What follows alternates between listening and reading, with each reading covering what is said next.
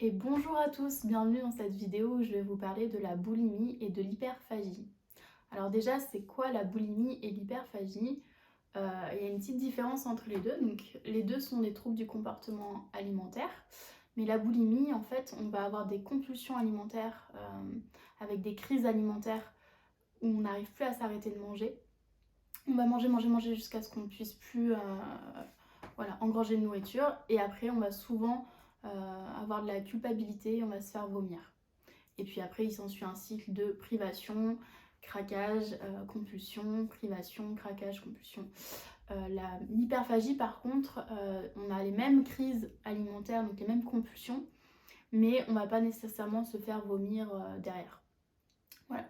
Donc je voulais en parler aujourd'hui parce que c'est un sujet qui touche énormément de personnes, d'hommes et de femmes, mais majoritairement de femmes, et qui font souffrir énormément de femmes.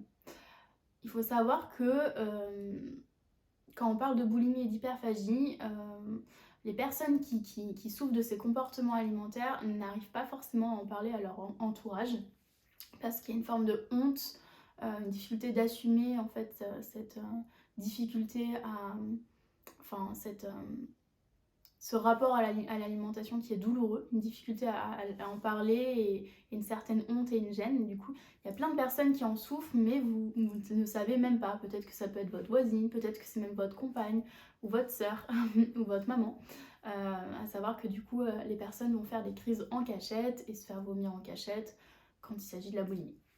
Donc j'aimerais en parler aujourd'hui parce que c'est malheureusement pas assez pris en charge, je trouve, aujourd'hui, en tout cas de manière incomplète. Souvent, les personnes qui souffrent de troubles du comportement alimentaire, de boulimie, d'hyperphagie, vont peut-être aller voir un diététicien ou un psychologue qui vont apporter des clés, certes, mais qui, dans certains cas, ne suffisent pas. Alors moi, j'ai pendant de longues années souffert d'hyperphagie sans que mes proches soient au courant, où j'avais des compulsions alimentaires régulièrement dans la semaine, voire une fois par jour ou 2 fois par jour. Et moi je ne me faisais pas vomir, mais je faisais l'effet yo-yo, puisqu'il y avait des périodes de privation, des périodes de compulsion. Du coup, mon corps alternait entre des phases où j'avais trop ou pas assez. Et pendant longtemps, j'en ai eu honte, mais j'en parlais à personne. C'est seulement au moment où j'ai commencé à m'en sortir que j'ai pu le dire à mes parents, ou en tout cas leur expliquer que j'avais eu des troubles du comportement alimentaire. Alors, comment j'ai fait pour m'en sortir et pourquoi aujourd'hui j'ai plus aucune compulsion alimentaire et pourquoi mon rapport à la nourriture est globalement, je dirais, sain? Eh bien, j'ai remarqué qu'il y avait à peu près dans l'ensemble 3 grands facteurs sur lesquels j'avais joué, enfin trois piliers on va dire, sur lesquels j'avais travaillé pour venir à bout de ces compulsions alimentaires. Mes petits warnings et disclaimers, il a fallu énormément de temps. Ça ne s'est pas fait du jour au lendemain. Peut-être que pour vous, si vous en souffrez ou que vous connaissez quelqu'un qui en souffre, ça se fera plus vite que pour moi. Mais je préfère être honnête, il a fallu plusieurs années. Bon, c'est peut-être pas le cas pour vous. Il faudra peut-être moins de plusieurs années, mais quand on veut remonter à la cause de la cause de la cause des compulsions alimentaires et des craquages, selon, on va dire, le bagage avec lequel on arrive et les différents facteurs qui créent la boulimie chez nous, on va avoir plus ou moins de choses sur lesquelles il va falloir travailler. Le premier pilier, ça a été travailler sur le comportement alimentaire. Moi, je pensais avoir un comportement alimentaire sain, je pensais avoir une relation saine à la nourriture, mais en fait, je me suis rendu compte que j'étais devenue petit à petit orthorexique. Donc, orthorexique, ça va être la peur de manger de la malbouffe, en gros, la peur de ne pas manger sainement, et une obsession de manger sainement. J'étais devenue orthorexique, mais je faisais du coup des crises d'hyperphagie. Ça allait avec cette orthorexie, parce qu'avec cette orthorexie, j'avais catégorisé tel aliment est sain, tel aliment est pas sain. Je voulais créer une assiette parfaite. Ça, c'est le problème aussi, quand plus on a de connaissances en nutrition, et je ferai une vidéo là-dessus, et plus on est potentiellement sujet à développer des troubles du comportement alimentaire. si déjà notre relation à l'alimentation n'est pas forcément très pacifiée. Donc j'avais cette orthorexie qui me créait des troubles du comportement alimentaire parce que, étant donné que je voulais absolument contrôler mon alimentation, et bien le corps il est bien fait. Tout ce qui va à l'encontre de sa nature, tout ce qui est forcé, tout ce qui est fait dans la lutte, et bien quand on est dans la lutte de soi-même, on a le revers de la médaille, on a les craquages derrière et le corps essaye de se rattraper avec les compulsions alimentaires. Donc ça a été vraiment en travaillant mon comportement alimentaire et ma relation à la nourriture et mes croyances limitantes sur la nourriture que j'ai pu de nouveau retrouver une relation saine à l'alimentation, comme un enfant aurait avec l'alimentation, comme souvent les hommes ont avec l'alimentation, parce que c'est vrai que les hommes se prennent beaucoup moins la tête. Ils mangent quand ils ont faim, ils mangent pas quand ils n'ont pas faim, ils mangent ce dont ils ont envie, et la plupart du temps, ils se régulent tout seuls en fait. Donc, qu'est-ce qui m'a aidé à pacifier mon comportement alimentaire? Ça a été l'alimentation intuitive, notamment le livre de l'alimentation intuitive, je vous mettrai le lien dans la barre d'infos, et la chaîne YouTube du coup d'Eliane C qui est un humain que j'adore parce qu'elle elle m'a permis vraiment de prendre conscience de ce qui n'allait pas dans ma relation à la nourriture. Au début, j'ai pas apprécié ses premières vidéos parce que justement ça venait me travailler et appuyer là où en fait ça faisait mal. Et je me suis dit, mais pourquoi ça te travaille autant, Colline? Et bien en fait, parce que oui, elle disait des choses vraies et il a fallu que je regarde la suite des vidéos pour me rendre compte qu'elle avait raison et puis progressivement voilà, comprendre l'approche qu'elle proposait. Et pour le coup, ça a radicalement changé ma relation à la nourriture. Donc, le livre plus ces vidéos, je vous encourage à les lire et à les regarder à 200%. Je vous mettrai le lien de sa chaîne YouTube aussi dans la barre d'infos. Deuxième grand pilier sur lequel j'ai dû travailler pour avoir moins de compulsions alimentaires, ça a été traiter la flore intestinale. Alors qu'est-ce que j'entends par traiter la flore intestinale? Ça va être traiter les candidoses, les parasites intestinaux, tout ce qui va être ce qu'on appelle la dysbiose intestinale, le dérèglement en fait de la bonne flore et mauvaise flore intestinale. On a tous à l'intérieur du côlon, des intestins, des bactéries, des virus, des champignons, c'est normal. Après l'idée c'est qu'ils soient là mais de manière, il y a tout un écosystème où les uns régulent les autres, et quand il y a un déséquilibre avec une prolifération d'une levure ou d'une bactérie ou d'un parasite, derrière les envies alimentaires ne vont pas être les mêmes, parce que qui va nous dire ah j'ai envie de sucre, à ce moment là c'est pas nous, ça va être la flore intestinale. Donc plus on va la nourrir, plus elle va réclamer et plus c'est le cercle vicieux. Donc pour les gens qui ont à un moment donné attrapé des parasites intestinaux, on est tous plus ou moins sujets à avoir des parasites intestinaux, mais des gens qui vivaient par exemple à la campagne, qui avaient des animaux, qui se vermifugeaient pas forcément chaque année, ou qui ont une baisse du système immunitaire, à un moment donné il n'y a plus à s'installer des parasites. Et ces parasites intestinaux mangent notre sucre, ils mangent nos aliments aussi à notre place, ce qui fait qu'on peut avoir régulièrement des hypoglycémies. Et quand on a une hypoglycémie, et forcément on va avoir une compulsion alimentaire derrière, il faut vite qu'on mange parce qu'on n'est pas bien. Donc moi c'était mon cas, j'avais des hypoglycémies assez régulièrement, il fallait que je mange toutes les 2h30 voire 3h, alors que normalement j'aurais pu tenir beaucoup plus entre 2 repas avant d'avoir faim.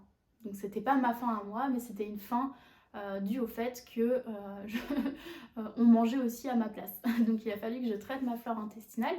D'autres personnes n'auront pas forcément les parasites à traiter, mais ça va être peut-être des levures, des candidoses. Ça va être peut-être des personnes qui ont été élevées avec beaucoup de sucre, de bonbons, de gâteaux, tout, dès le plus jeune âge. En soi, il n'y a aucun problème à manger des bonbons, des gâteaux, etc. Mais quand on propose ça aux enfants pour gérer leurs émotions, pour gérer l'ennui, petit à petit, c'est une charge en sucre qui est un petit peu plus importante que ce dont l'enfant aurait besoin. Et ce sucre va nourrir la mauvaise flore intestinale. Et forcément, cette mauvaise flore intestinale va en réclamer, ce qui peut entraîner des compulsions alimentaires ou des difficultés à sentir la satiété. Donc ça, on va traiter avec des plantes ou des compléments adaptés. Et le dernier point, très important et le plus important, j'ai envie de dire presque, pour retrouver un rapport à l'alimentation qui soit apaisé, ça va être la libération des émotions.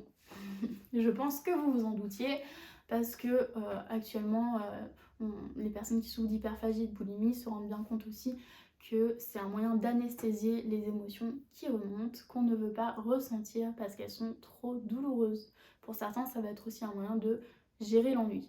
Voilà. Alors, comment on fait pour libérer ces émotions? Il existe différentes techniques. Je vous mettrai un petit peu les différentes techniques dans la barre d'infos. Et je ferai une vidéo vraiment exprès pour vous parler de la libération des émotions. Mais ça va être le point crucial quand on veut modifier et apaiser petit à petit ces compulsions alimentaires. Pourquoi? Parce que souvent, très souvent, les personnes qui souffrent d'hyperphagie, de boulimie, n'assimilent pas et ne fixent pas correctement le sucre. Alors le sucre au sens large du terme. Quand je parle de sucre, je parle des glucides, donc ça va être le pain, les pâtes, les produits laitiers, les féculents, les fruits, etc. Donc tous ces sucres, normalement, sont correctement métabolisés par l'organisme et permettent de produire de l'énergie. Mais alors, qu'est-ce qui se passe quand on ne métabolise pas correctement ce sucre? Il va se retrouver en excédent dans le côlon, et donc là, il y a la candidose qui va apparaître petit à petit pour nettoyer ce sucre. Et nous, on est là, on se dit « Ah, je comprends pas, j'ai une mycose, j'ai une candidose, j'ai du muguet, tout ça, c'est pareil. » Alors qu'en fait, c'est juste le symptôme qu'on ne fixe pas le sucre. Donc traiter la flore intestinale à ce moment-là, c'est bien, mais il va falloir faire en sorte de fixer de nouveau le sucre. Et qu'est-ce qui va faire qu'on va fixer le sucre? Pour le coup, ça va être en grande majorité, la plupart du temps, de libérer les émotions. Voilà, libérer les émotions. Quel type d'émotion? Ça va être en général, ce qui revient, ça va être la blessure de l'abandon, la culpabilité, la peur du manque et la sensation d'avoir été sali, souillé. C'est souvent ce qu'on retrouve en émotions de fond qui sont là, présentes depuis un moment et qui sont présentes dans le ventre, notamment dans le côlon, et qui vont faire en sorte qu'on ne métabolise pas très bien le sucre. Donc souvent, c'est des émotions soit qu'on a vécues nous en tant qu'enfant dans le ventre de notre mère, ou dans l'enfance, dans l'adolescence ou à l'âge adulte, soit, et c'est là où c'est un petit peu plus délicat, c'est des émotions qu'on porte en nous, mais c'est des mémoires transgénérationnelles, et souvent ça appartient aux générations au-dessus. Et dans ce cas-là, il va falloir utiliser des techniques de libération émotionnelle qui passent directement par le corps, parce que le corps, voilà, il sait ce qu'il a à libérer, alors que nous, avec notre tête, ça va être difficile de se dire « Ah, c'est la grand-mère, c'est le grand-père, c'est l'arrière-grand-père ». Non, là c'est compliqué, donc il faut utiliser des techniques de libération qui passent directement par le corps. Et il y a une technique qui s'appelle la méthode JMV, dont je parlerai dans une autre vidéo, qui permet de déprogrammer cette mauvaise fixation du sucre avec des mouvements oculaires pour informer cerveau droit, cerveau gauche, et faire en sorte que de nouveau on assimile le sucre. Donc ça marche très bien. On voit rapidement ses envies alimentaires changer, la satiété est de nouveau plus présente. Ça marche très bien pour les gens qui n'ont pas une charge émotionnelle trop lourde. Sinon, la déprogrammation risque de ne pas tenir dans le temps et on va devoir la refaire régulièrement. Donc c'est bien, mais en parallèle, il va falloir libérer le bagage émotionnel la plupart du temps. Voilà pour ces 3 grands piliers qu'il va falloir absolument traiter quand on veut sortir de boulimie et d'hyperphagie, en sachant que le pilier le plus difficile et le plus long, on va dire, à changer, ça va être vraiment cette libération émotionnelle. Il y en a qui auront que quelques traumatismes à libérer et d'autres où ça va prendre plus de temps parce qu'ils ont plus de couches d'oignons, comme c'était mon cas. Et dans ce cas-là, c'est une couche après l'autre et il faut être patient et il faut se laisser du temps. Mais on se rend compte que petit à petit, les crises sont de moins en moins violentes, de moins en moins fréquentes. Et puis on arrive à les accepter en fait et à ne pas se juger quand elles arrivent. Voilà, si cette vidéo vous a intéressé et que vous voulez en savoir plus sur un des sujets abordés à l'intérieur, je vous laisse mettre des commentaires dans la barre d'infos, sous la barre d'infos, et moi je reste disponible pour toute question. Vous avez mes coordonnées en dessous de la vidéo. Voilà, je vous dis à bientôt dans une prochaine vidéo.